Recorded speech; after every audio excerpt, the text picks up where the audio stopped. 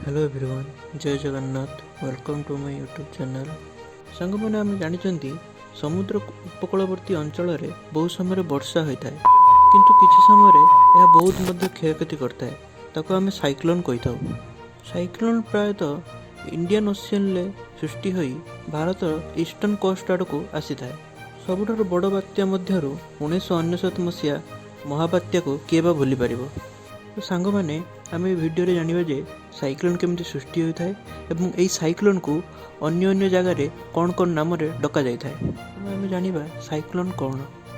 जितेबले गरम वायु एवं ठंडा वायुर मिश्रण हुए सेतेबेले साइक्लोन सृष्टि होता है एवं साइक्लोन ता सहित खूब वर्षा एवं जोर पवन आनी था। नॉर्दर्न हेमिस्फीयर रे साइक्लोन आंटी क्लॉकवाइज घूरी थाए एवं सदर्न हेमिस्फीयर रे साइक्लोन क्लॉकवाइज घूरी थाए। मैंने तापर जानिबा कंडीशन फॉर साइक्लोन या माने कौन कौन कंडीशन थिले साइक्लोन हुए। प्रथम कंडीशन होची जे larger area of water body. यार माने होची कौन से गोटे सागर किंबा समुद्र रे साइक्लोन होता है। सेकंड कंडीशन होची से वाटर रो टेम्परेचर 37 डिग्री रु अधिक थिबा दरकार। कंडीशन होची कोरियोलिस फोर्स। कोरियोलिस फोर्स रे एही बात्याटी घूरी थाए एवं आग को बढ़ी थाए। आपण मैंने सब भावुवे जे कोरियोलिस फोर्स कौन। कोरियोलिस फोर्स होची अर्थ रोटेशन में सृष्टि होता है एवं यह द्वारा वायु मध्य घूरी थाए। ये गोटे इंटरेस्टिंग कथा होची जे अर्थ इक्वेटर रे आपण मैंने जानते जे कोरियोलिस फोर्स नाही तो सहीटी कौन सी महाबात्य देखा जाए नहीं। सांग मैंने आम जाना साइक्लोन केमिति तैयारी होता है। सांग मैंने गोटे larger area of water body रे जितेबले टेम्परेचर इंक्रीज होता है से वार्म एयर सृष्टि होता है। तो वार्म एयर डेंसिटी कम कारण से ऊपर को जाए एवं से जगह को फुलफिल करने सराउंडिंग रे जो सब कोल्ड एयर थाए से सब आसी था।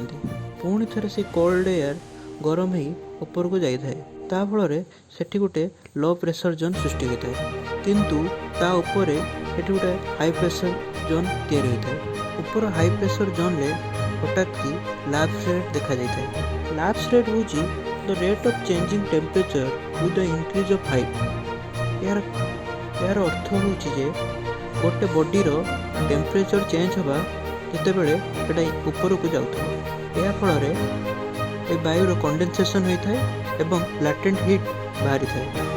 ता द्वारा साइक्लोन को फ्यूएल मिलता है जो कि से साइक्लोन टी वाटर बॉडी रो लैंड आड़ को आसी थाए। एपर्यंत साइक्लोन ले मॉइस्चर प्रेजेंट अच्छी से जाए आ गति करें।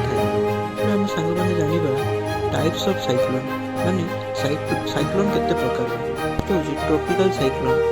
ट्रॉपिकल साइक्लोन 0 डिग्री रु 30 डिग्री लैटिट्यूड भितर देखा जाए।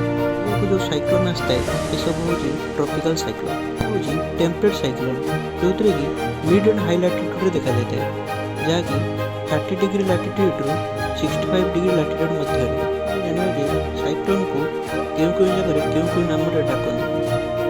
फास्ट हूँ साइक्लोन। साइक्लोन प्रायतः इंडियन ओशियन में सृष्टि होता है। आफ्रिका, इंडिया, इंडोनेशिया एवं साउथ ईस्टर्न कंट्री माने यह को साइक्लोन डाकी था। जो साइक्लोन साउथ चाइना सी सृष्टि होता है ताकू टाइफोन्स कहुए।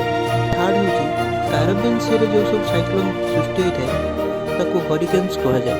फोर्थ कानाडा, यूएसए एवं मेक्सिको रे यह को टर्नाडो बोली कहुए।